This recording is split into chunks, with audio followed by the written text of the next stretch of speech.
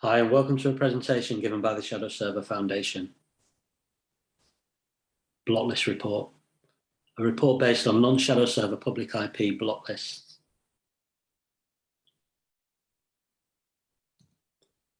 Presentation aims and objectives.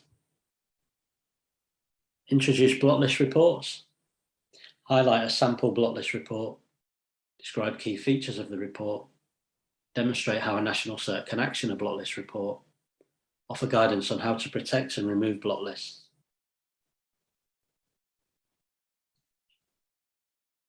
Block lists are a popular mechanism for protecting against cyber attacks, often meant to be used directly in firewalls or IDS/IPS systems.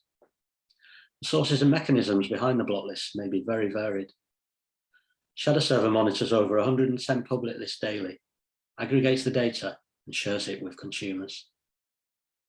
None of the data is actually sourced from Shadowserver itself. Shadowserver do not control these lists in any way. IP block lists commonly name mail server IP addresses and/or domains suspected of sending spam, acting as an open proxy, or an improperly configured mail server. There are a variety of block list sites that collate lists of spam sending entities, with Spamhaus perhaps the most established source.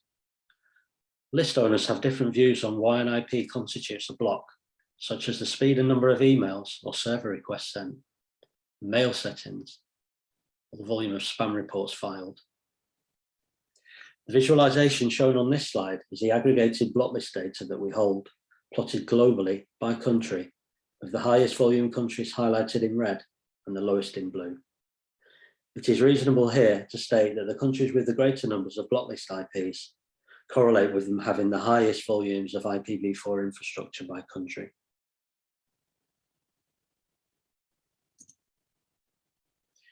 Block list report. You can find full details of the block list report at the URL given on this slide. The report is made available as a file in CSV format. The report file name contains block list. Reports can be sent to you as email attachments, downloaded via HTTP, or obtained via a RESTful API. All timestamps given are in UTC. Example block list report from our website. This slide offers some more detail on a block list report. Specifically on our site, we detail a block list report, summary of the report, some snapshots and detail of what the format of the report looks like, and some details of a sample of a CSV block list report for your information. Once again, for further details, please click on the URL on this slide.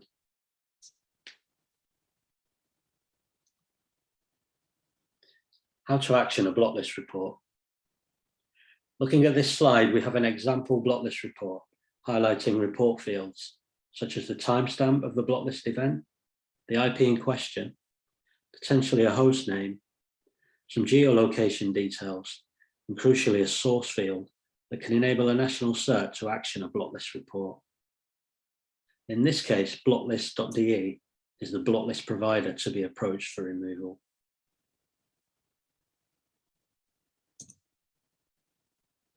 The next stage of action is to perform a WHOIS lookup of the IP, as demonstrated on this slide, highlighting a Slovakian ISP as the provider responsible for the IP in question. The national cert can coordinate with the ISP for the block list IP to now be removed and make contact with the list owner, blocklist.de.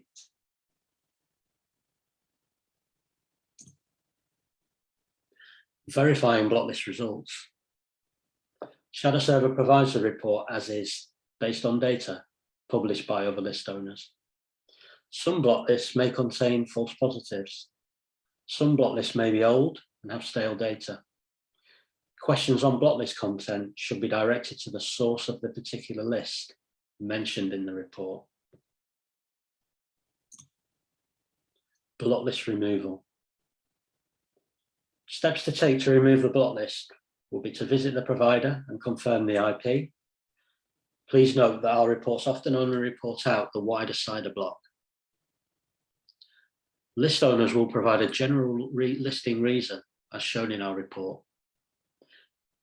Removal policies vary by provider. Self-service removal. Some list owners operate a self-service removal feature. Time-based removal. Most lists have a built-in automatic process that removes IP addresses on different time periods if they are suspected of sending spam multiple times. At cost removal. Some providers charge a removal fee. Ensure you provide a review of mail server settings and look for issues such as missing or incorrect reverse DNS records, missing or incorrect banner greetings. Thank you for listening to our presentation. Please consider subscribing to our reports. By doing so, you will join an ever-growing community of internet defenders dedicated to the pursuit of a safer and a more secure internet.